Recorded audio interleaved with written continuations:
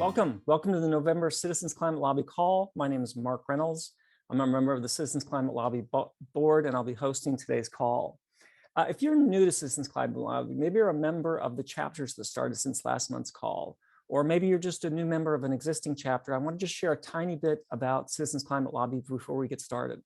Citizens Climate Lobby offers every person who is worried about climate change the opportunity to make an impact far beyond their personal lifestyle choices. Our education and training turns ordinary citizens into highly effective volunteer lobbyists, organizers, and communicators who get meaningful climate legislation passed. Our 4 policy agenda items are, first and foremost, carbon pricing, healthy forests, building electrification and efficiency, and clean energy permitting reform. So it's going to be happening today. In just a moment, I'll be introducing our guest, Sam Daley-Harris. After that, we'll hear from our Senior Vice President of Government Affairs, Jennifer Tyler, who will talk about our path forward after the election. We'll go over some of the other interesting things that have happened since last month's call. You've probably noticed in the action sheet that the year under appeal is underway, and it's a little bit different this year in that the matching grant happens from now until Giving Tuesday, so I want to talk about that. The 6 things that we have as possible actions for you this month. And then I want to talk about the December conference, because just like I said in last month's call, I think it's the most important conference we've ever had. A lot of people, because Sam Daley-Harris has been really one of our most frequent guests on national conferences, on monthly calls and regional conferences, a lot of you know a lot about Sam, and that he started Results 42 years ago and built this incredible advocacy organization that we modeled ourselves after. And then he's now training other organizations in that type of advocacy, which I think is remarkable. Here's 2 things that I bet you don't know about Sam.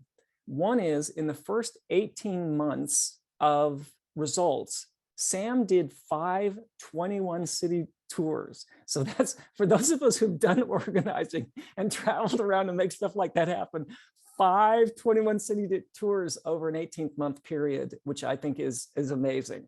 Here's the other thing that I want you to know about Sam. Where Sam goes, music goes also. And those of you who know him should say, sure, he's a classically trained musician, you know that, and that might be part of it. Here's what I think is really part of it. I think music is one of those things that appeals to our better self, our bigger self. And a lot of us have found things in common where we could love something together where we might disagree in other places. I think that's part of why music comes with Sam. You know, Beethoven famously said, music is the language of God. Who am I to quibble with Beethoven? I'm not going to do that. So one of the things that Sam used to do in the early Results conference is he used to train the participants how to sing the song, The Rose. You know, that song that starts out, Some Say Love. And so you would have a member of Congress or some speaker came, and then the entire conference would serenade him to this beautiful song. So last year we celebrated Sam's 75th birthday. And oh my God, out of nowhere, obviously, but out of nowhere to me, the woman who wrote that song is there and sings it to Sam. It definitely appealed to my better self. So I guess really my first question today is, Sam, is you're going to be singing to us at all, or is you just going to be doing your regular presentation? No, just regular. Okay, welcome. Thank you, and hi everyone. And we would sing in 3-part harmony. I wouldn't sing to them. It would be amazing. It is such an honor to be with you this morning, afternoon. I'm so blown away by your actions. In my presentation right now, I'm going to link transformational advocacy, Hari Hahn calls it transformational organizing, to a statement by Rabbi Abraham Joshua Heschel. And as you know, transactional advocacy is like sign the petition, transaction complete. But with transformational advocacy, advocates are trained, that's you guys, encouraged, and then succeed at doing things they never thought they could do. And as a result, see themselves in a new light, see themselves as community leaders. And so I want to link that transformational advocacy to this statement by Rabbi Heschel. Our goal should be to live a life in radical amazement. Get up in the morning, look at the world in a way that takes nothing for granted. Everything is phenomenal. Everything is incredible. Never treat life casually. To be spiritual is to be amazed. Our goal should be to live a life in radical amazement. So my question is, was your first ever meeting with a member of Congress with CCL? Were you amazed? Was your first letter to the editor or op-ed published with CCL? Were you amazed? How has CCL helped you do things you never thought you could do? And as a result, see yourself in a new light. So I'm going to start this section with my story of self, which basically asks, what happened in your life and what decisions did you make that got you to this commitment? And think about, how would your story of self go? This is a shortened version of mine. I have a bachelor's and master's degree in music and played in the symphony orchestra and taught high school music. And then 42 years ago, I founded the Anti-Poverty Lobby. Results in, what's the connection, music, poverty lobby? When I look back, there are certain experiences that start pointing me in a different direction. I graduated from high school in '64 and learned that a fraternity brother a year younger had died the day before graduation. I graduated from college in '68 and Robert Kennedy was assassinated around college graduation day. And these deaths got me to asking the questions of purpose. Why am I here? What am I here to do? What's my purpose? 9 years later, I go to a presentation on ending world hunger, thinking hunger's inevitable. What do I know? I'm a musician. I mean, I'm thinking there are no solutions in my mind, but I realize there's no mystery to growing food or clean water or basic health. I'm not hopeless about the perceived lack of solutions.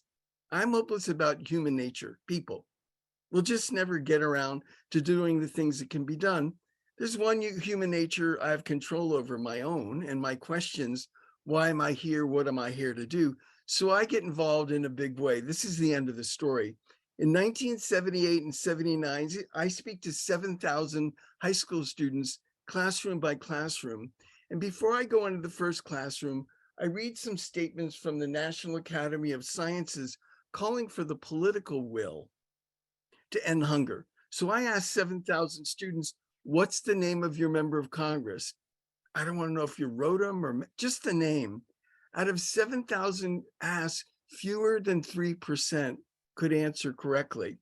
And that's how results grew out of that gap between the calls for the political will to end hunger on the one hand, and lack of basic information on who represented us in Washington on the other. And so I want to just share a slide, a couple of them, where Mark asked me, give us some examples of some victories using this work. And so I'll start right here.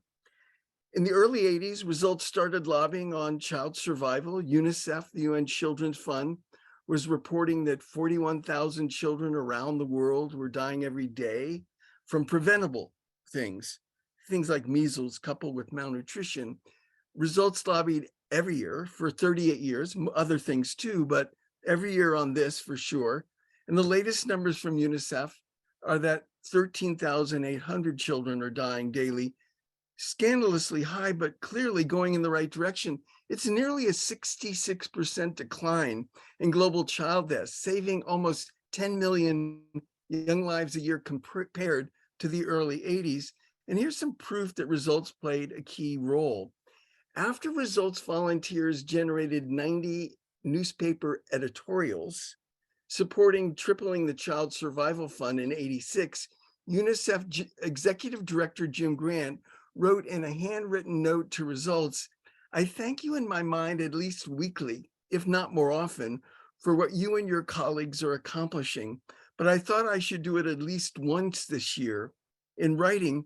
And then 27 years later, in a New York Times interview, UNICEF Deputy Executive Director Kul Gautam said, to a great extent, it was because of the receptivity created by Results that the US funding for child survival increased so dramatically, and that led many other countries to come on board.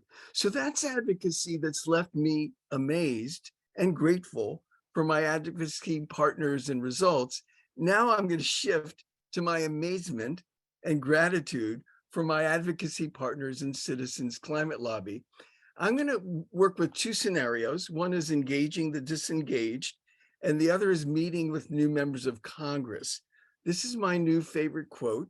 It's from Paul Hawken, editor of Drawdown, who said, it's estimated that between 98 and 99% of humanity is disengaged. Oh, your friends might be engaged, but between 98 and 99% of humanity is disengaged.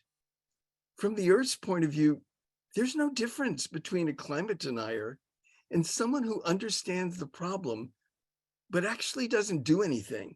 From the Earth's point of view, there's no difference between a climate denier and someone who understands the problem, but actually doesn't do anything. So this is my example of how amazing you guys are. Last year, 2021, the first full year of COVID, if you look at the bottom, you did 1,735 outreach events, engaging the disengaged. There was another piece of math I did. I took the first month of President Trump's administration, 2017, and I went out 6 years to 2023. I used the lowest year to make up for 2022 because we don't actually know the 22 numbers yet. But over that 6-year period extrapolated, you've done 16,233 outreach events. So if this quote rings true for you, what organization would you want to be volunteering with? It's estimated that between 98 and 99% of humanity is disengaged.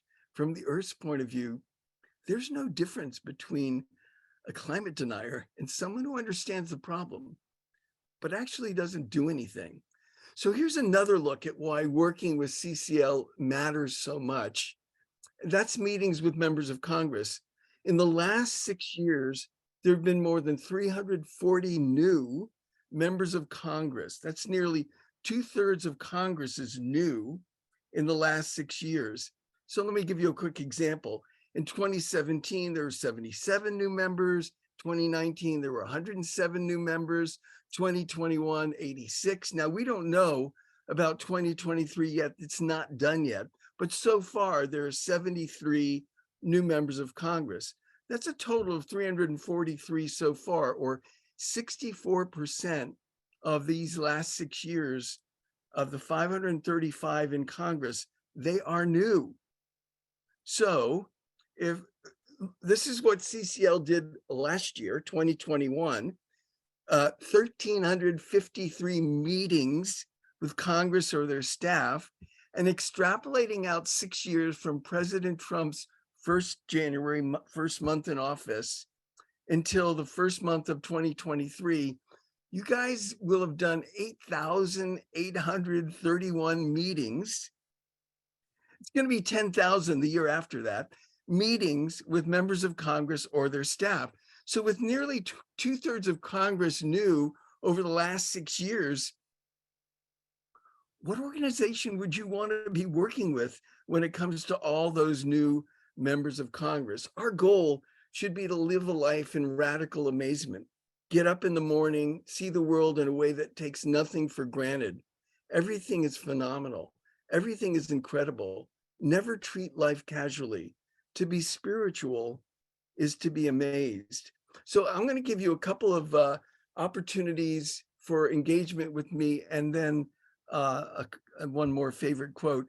Write Sam at civiccourage.org, your name, and the word list if you want to be on my e-blast list, mailing list. The word chapters if you'd like 2 chapters from Reclaiming Our Democracy. The word slides if you want these PowerPoint slides. And the word speaker if you're interested in having me as a speaker. I'm going to read this twice. I think I have time, and then we'll go to questions. This is the true joy in life. The being used for a purpose, recognized by yourself as a mighty one. The being a force of nature instead of a selfish, feverish little clod of ailments and grievances, complaining that the world will not devote itself to making you happy. I am of the opinion that my life belongs to the whole community, and it is my privilege to do for it whatever I can. I want to be thoroughly used up when I die, for the harder I work, the more I live. I rejoice in life for its own sake. Life is no brief candle to me. It is a sort of splendid torch, and I want to hold it as brightly as possible. Life is no brief candle to me. It is a sort of splendid torch, which I've got hold of for the moment, and I want to make it burn as brightly as possible before handing it on to future generations. So I'm going to leave it there and not repeat it, though I would love to, and give us some more time for Q&A. And Mark would shoot me if I go over my. My reputation precedes me. Brett, let's start with what's the trending that you're seeing in the chat, Brett? Yeah, absolutely. Thank you so much, Sam. This is a great one from our CCL Huntsville chapter, and they are curious how you feel that advocacy has changed or not since you started Results, Sam. And specifically, they're thinking about traditional media like LTEs compared to some of the other new media forms like social media. Okay, well, let me make a few distinctions. There's this guy, I don't know if you've ever heard of him, Mark Reynolds, who used to say, we're betting the farm on relationships. And so in the end, relationships, I think, are what matter the most. So for example, if I have a letter to the editor, that's earned media. In other words, I have to get through a gatekeeper. I have to get through an editor to get that letter to the editor there. And if I'm a member of Congress from Colorado and I'm in DC, where do I look for what the thinking is in my community? The hot blogger in town, or do I look to my newspaper? So I think newspapers still really matter to members of Congress, number one. And number two, when I get a letter to the editor published, I don't do a dance and take a nap. No. I post it on social media. I send it to my chapter and friends. I send it to my members of Congress and call the aide to make sure that they saw it. So I work hard to leverage it, not just get it and take a nap. Cool. Brett, I'm going to go back and forth with you a little bit here, okay? So Sam, you're coaching a lot of organizations on transformational advocacy now. And as people are looking out at organizations that they might want to participate with, do you have kind of like a set of principles that they should, or a kind of frame that they should look at to see might be an organization that I would want to do something with? Yes, and what I did was I looked at CCL and I looked at Results and tried to kind of synthesize what it is that made it matter. Point one, find an organization that's committed to dissolving your sense of powerlessness. That's an organization that builds chapters and brings advocates together for a national conference call. Sound familiar? So the two ingredients are enrollment and building community. Starting chapters is the enrollment. The conference call and more is building community. So I think it's a very key thing. Number two, find an organization that's committed to providing you with new skills. That's an organization that provides ongoing training, and key asks of elected officials. And finally, number three, find an organization that encourages you to move out of your comfort zone. That's right. Confidence grows when you're encouraged to do things you thought you couldn't do and surprise yourself when you make it happen. Again, sound familiar? That's really what CCL is up to. Great. Brett, I'll go back and forth with you. Another one in the chat? Sure, yeah, definitely resonates with our mission to empower everyone to experience personal and political breakthroughs, doesn't it? This one comes from John, and he writes, some of our volunteers express feeling deeply discouraged at times, thinking their own member of Congress won't ever become the climate champion we need them to. How can we stay engaged with our members of Congress, even if we are feeling this deep discouragement? Yeah, okay. I want to go back to the word relationship, betting the farm on relationship, number one. And then number two is, what is the next step with my member of Congress who seems like they're not going to, like, what church are they a member of, or what college did they go to, or who in the community matters to them? Is it a business leader, or who is it that I have to enroll that can touch them maybe better than I can at the moment? What are the trim tabs, those little levers that could touch their heart, really, because it's not like people don't care. It's they know what they know, and until you're able to widen that, it'll be a little tougher. Nice. Sam, so with the other organizations that you're coaching outside of CCL and results, what are some of the results that you and they are excited about? Okay, great. So one of the groups I coached for 2 years is a Quaker lobby, FCNL. Their chapters are called advocacy teams. They have about 120 in 44 states. They had a win when Donald Trump signed a long-sought criminal justice reform measure into law, the First Step Act.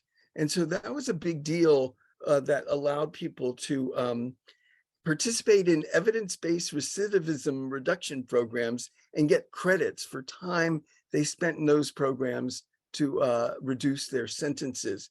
Another of the groups that I coach is Catholic Relief Services. They've got about 100 chapters. Most of them started during COVID, and they began working to pass the Global Child Thrive Act, a bill that would require the administration to integrate early childhood development techniques into all child-focused international aid programs, activities like reading and singing to kids, playing with colorful objects, providing better nutrition, things we do with our own children and grandchildren to help them thrive. And so they got this passed into law after actually it was in a much larger bill. The president vetoed it, and then they had the veto overridden. A volunteer in one of the chapters had a positive call on the bill with a key aide, and she said, quote, "I got off the phone and tried to explain to my 6-year-old why I felt so excited and how important it is to talk to people in government, to work together to make the world a better place." I just want to share one other, if I can. It'll take me 1 second. I'm not going to do the whole victory, but the victory includes, this slide. Well, not there, but let's go to the next one, which is where they talk about, she said, "I learned from results that when I'm in a coffee or some kind of reception with my senator, I grab with both hands so I can hold on until I finish my laser talk." And this was on a dramatic expansion of the Global Fund to Fight AIDS, Tuberculosis, and Malaria, which Senator Cruz supported in a resolution, which was a first for them and for him. Let me stop there. Cool. Probably add that to our lobby training. Grab them with both hands. Don't let go till the laser talk's over. Yeah. So Sam, you are updating the book you wrote over 30 years ago, Reclaiming Our Democracy, which I believe is going to come out next year. January 2024. January 2024. Is there an excerpt that you'd like to read to us from that book? Yes, that's right. So this is from the end of the new introduction. You might think that massive goals like ending poverty and reversing climate change or ending gun violence are reserved for heroes or the foolhardy, but humans thrive on working toward a big vision. If that's true, what are some of the barriers? Many think they're too busy, but in a country that binges on TV shows and spends hours on social media, I see most people do have enough time. We just don't have time for things that don't make a difference. You might be thinking that some people are born advocates, born ready to go. Some might be, but I've never met them. Listen to how Marshall Saunders had to overcome his own fear of failure to launch CCL. During one of his inconvenient climate talks in 2007, this one at a retirement home in Rancho Bernardo, California, the first questioner had difficulty reading with the new energy efficient light bulbs and asked if she could use 2 of the new bulbs instead of one of the old ones, but only for reading. Saunders was stumped. He didn't know what to say. The next question asks what's on all of our minds. What should we do? Saunders had been an activist in results for 13 years and knew how deeply it had empowered him. But listen to his answer, all of it.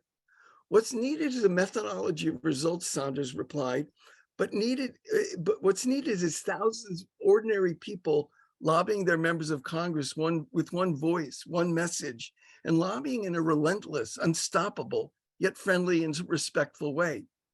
Why don't you do that? She said. I haven't done that because nobody would come to a meeting like that.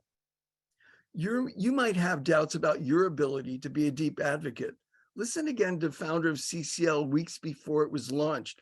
I haven't done that because nobody would come to a meeting like that. I'll help you.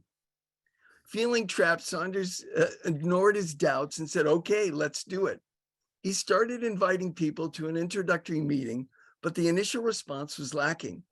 On a fourth call to his new helper, her husband finally answered and said his wife's bursitis had kicked up and she wouldn't be able to help.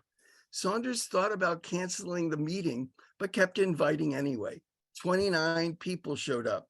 To my great surprise, all 29 said yes to joining me, he said. Remember, he started with no one would come to a meeting like that. Essentially, he was saying this will never work. Do you have any thoughts like that? I'd like to be a deep advocate and work on issues I care about, but I don't think it'd make much of a difference. Saunders had a new friend shouting, I'll help you. This 30th anniversary edition of Reclaiming Our Democracy is that shout. I'll help you. And the book's bursitis won't kick up.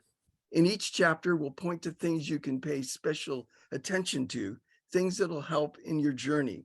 In the Activist Handbook section, I'll make it easy for you to understand how to take an action and why it matters, but always encouraging you to get support from an organization that's committed to transformational advocacy. They are few and far between, but more on that later. End of quote. Fantastic, Sam. And we are eternally grateful for that woman asking, Marshall, why don't you do that? I'll help. Great, Sam, thank you so much. Just really appreciate it. Thank you for all you've done, all you continue to do for us. Some of you may not know, but Sam coached Marshall and I extensively as we started this organization. We're grateful for that also. Thank you, Sam. Thanks to everyone. Great, thank you. All right, I'd like our Senior Director of Government Affairs, Jenn Tyler, to join us. I have a couple of questions for Jenn. The first is you have kind of a unique perspective on us in that you were an aide on Capitol Hill for 9 years. And so from that perspective, we just come out of our most successful legislative Congress ever. Why do you think the CCL volunteers are as effective as they are? Yeah, there's a lot of different reasons. But there's a lot of groups on the Hill who go and they talk to Democrats or they talk to Republicans or a certain type of Democrat or a certain type of Republican. But CCL, we're hitting every single office. And that was one of the first things I noticed as a Hill staffer was the army of grassroots volunteers that would just overtake the Longworth cafeteria and all of the buildings. I think that's the biggest strength right up front. But in those meetings, instead of just coming to my office when I was a staffer with different asks, CCL volunteers approached me and wanted to listen more than anything. They wanted to hear what I had to say, what my boss was thinking, what our positions were on some of these issues. And that was really what made the difference. Not only were CCL volunteers pushing us forward on the issues, really asking us for some big requests, some really important policy items, but they were trying to move us forward with them. They were trying to become trusted messengers, become allies of the office, become a resource to us. And that's exactly what happened. That's part of why I joined CCL. I just fell in love with the organization. But I think that is by far what's enabled us to have all of these victories. More than pushing one legislative bill over another, it's the relationships we've developed that's enabled us to build this momentum, get things like the Inflation Reduction Act passed, get within one vote of a carbon price this past Congress. Huge victories. And that's all due to the relationship CCL volunteers form in every single congressional office, no matter where the member is on the political spectrum. Great. And we're getting closer to the dust settling on the election. So can you tell us, how you kind of see that sorting out and how that kind of informs our going forward with the next Congress? Yeah, so hopefully we'll have answers soon, but it looks like Republicans will probably retake the House. And if they do, they will have a very slim majority, maybe 1 or 2 seats at most. Democrats may keep the Senate. We don't know either way. It's going to be a one seat majority probably in the Senate. So what we know is that it's going to be really tight. It's going to be an incredibly divided Congress. And a lot of people, I think, first think gridlock when they hear that, nothing will get done. But what I think, thinking about CCL, thinking about our mission and what we do best, I think bipartisanship. There's no better time for bipartisanship than in a divided Congress. No one party is going to be able to push anything forward on their own. They're going to have to work together. So that's our bread and butter, finding common ground, getting the sides to collaborate and communicate, work together to move climate policy forward. That's what we do. And next Congress is going to be so important we keep that fight up, and it's going to be a more timely effort than ever, given how close the House and Senate will be. So many opportunities for that bipartisan movement on climate policy next Congress. Great. Jennifer, Tyler, thank you so much. We're all, I mean, as you know, we tell you all the time, but I hope you'll get tired of it, how thrilled we are to have you here. Thanks, Mark. All right, thank you. All right, so you probably noticed from the action sheet that the year-end appeal is all underway right now. And I just want to point to some things that's different about the match this year. There's a $350,000 match, but it's from all the donations that happen from now until Giving Tuesday. So if you want to have your donation matched 1-to-1, then please encourage yourself and the other people that are going to be donating to donate now and all the way through Giving Tuesday, because that's where the $350,000 match will happen. So that's a little bit different, kind of, gives us a chance to think about donating a little bit early. I want to just say one thing. I mean, obviously we're really excited the amount of legislative success that we've had in the last couple of years. But what I want to point to is what we're donating to when we donate to CCL is the community that we've built. Sam read the quote from Drawdown about 98 to 99% of people are not engaged. And we've built a community where it is safe to be engaged. People are engaged. And I don't know how it is for you. But for me, I've had my moments, but every time I interact with a volunteer, with a donor, with a staff member, with a board member, it usually lights me up. We have really built something as a community that I not only want to continue to build for us, but also include other people in that community. Financially, this has been a tough year for some people. Inflation's been tough. The stock market's been down. A lot of people probably donated to campaigns. But please, this year, think about the long-term approach and our ability to continue to build out this really important and effective and hopefully place that you feel as much home as I do. So if you would please think long-term about this, and that this is an opportunity to build on something that we've been building for a long time. For all of you who that works for this year, thank you so very much. I want to point to a couple more things that happened since last month's call. A lot of you volunteered with the Environmental Voter Project. That was an effort to get people who are concerned about climate but don't vote to vote. And the goal was by November 8th to get 2.5 people reached out to on November 8th. That goal was hit. So for everybody who volunteered with the Environmental Project, and congratulations itself to the Environmental Project. We also had a goal by November 8th to have 2,000 election events. And we had 1,961. So we didn't quite hit the 2,000, but let me just say to Madeline Para, very bold promise, way to stick our necks out there. That was really fantastic. And we also had over 75 Earth Day events. So a lot of people out in the communities. It was really, really nice to see everybody out there again. Okay, so we have, I believe this is a record, 6 things that you can participate with this month. So the first is to support our year-end fundraiser. And as I said, the match is the $350,000 is from now until Giving Tuesday. Sam talked about letters to the editor. Next action is, because there's going to be so much opportunity for letters to the editor, both the climate talks, all the elections, and particularly if you have new members, there's nothing funner about them getting a first win than getting themselves published in the paper. When I used to have new interns in the office, one of the first things I would always do was help them get a letter published in our local paper, and just seeing their face and when they forwarded that to their family, how exciting it was. We not only get to influence where things are, but it's a chance for a huge win for your new people in particular. Right today, to urge Congress to pass the RISE Act. We're focusing on the House right now because there's a lot already in the Senate. So this has to do with shoreline and ecosystems. It's a good bill, and we'd like to get this one knocked out. So there's a real simple link right there in the action sheet. You could do that today before you leave today's meeting. And again, we're focused on the House because there's already a lot of support in the Senate. Social motives, media bonus action is when you register for the conference, post about it on social media so that you're spreading it out to people who otherwise might not come. Fifth action, invite someone to the December meeting. You know, a lot of chapters are finding out that they can meet in person, or they're doing hybrid meetings now where they're doing the meeting with some people and then some people still coming in by Zoom. But invite someone, whether they're going to be attending live or actually Zooming in. Nice to invite people. And then the sixth action is to practice our laser talk or talk that's about how we were central to getting the IRA passed.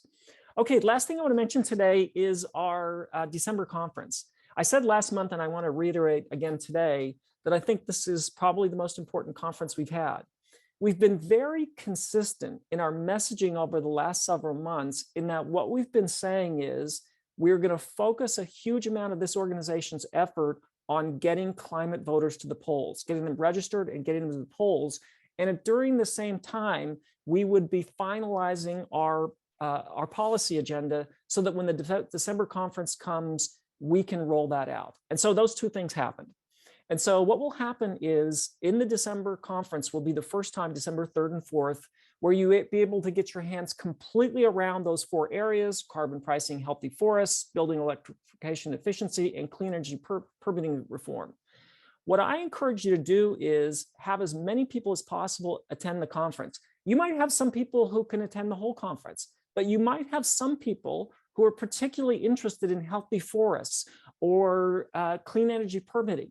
And they might want to just attend that session. That's fine. What you want to make sure, though, is everybody's registered so that they get the links and the reminders for everything. And I'd like you to think of the December conference in conjunction with the December meeting, which is a week later, December 10th. So think about the December conference is all of us getting our head around our policy agenda, including our path forward, but then a week later in our chapter, beginning to work on what's going to work for our chapter. I don't think everybody's going to take all 4 items on initially. And that's why this isn't more complicated than it is there's new things we're going to take on. We want to make it simple. We'll build on as we go along. So hoping that we see as many of you as possible at the December conference and then the follow-up December meeting. Okay, next month's speaker is Marcelo Mena. He's the former Minister of the Environment from Chile. He's at the climate talks with Joe and Madeline right now in Egypt. So we'll look forward to seeing you, getting an update on that and having Marcelo Mena with us next month. All right, everybody, thank you so much. Made amazing stuff happen last month. Let's keep it up. Let's keep it big. See you next month, everybody. Bye. Thank you for listening to this episode of Citizens Climate Lobby's training program. You can tune into more episodes anywhere podcasts are available. Inspired by what you heard today? Join Citizens Climate Lobby to advocate for bipartisan climate solutions. Go to community.citizensclimate.org to find more trainings, resources, your local chapter, national action teams, discussion forums, and more. Be sure to like our Facebook page and follow us on Twitter and Instagram @CitizensClimate. We also invite all of our listeners to subscribe to our YouTube channel for more inspiration. Like what you hear? Recommend us to your friends and make sure to give us a 5-star rating. It helps us show up on other listeners' feeds. Feel free to pass on any suggestions for future episodes in the comments as well. And together, we are creating the political will for a livable world.